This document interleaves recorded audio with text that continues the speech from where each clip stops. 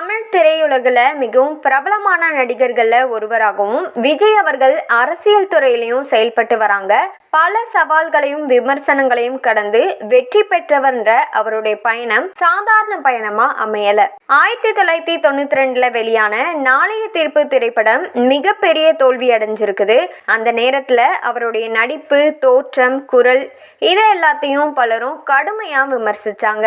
இவர் இயக்குனருடைய பையன் அப்படின்றதுனால மட்டுமே ஹீரோ ஆனாங்கன்ற குற்றச்சாட்டும் ரொம்பவே அதிகமா இருந்திருக்குது. சில பத்திரிகைகள் அவருடைய தோற்றத்தை கேலி செய்து ஹீரோவா நிலைக்க மாட்டாருன்னு சொல்லியிருக்கிறாங்க.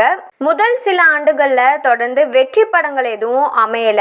அவருடைய தந்தை நடிகர் விஜயகாந்துடன் செந்தூரபாண்டி படத்துல நடிச்சதால மக்கள் எல்லாரும் ஏற்றுக்கொள்வாங்கன்னு முடிவு செஞ்சு அந்த படத்துல விஜய் அவர்களை நடிக்க வச்சாங்க.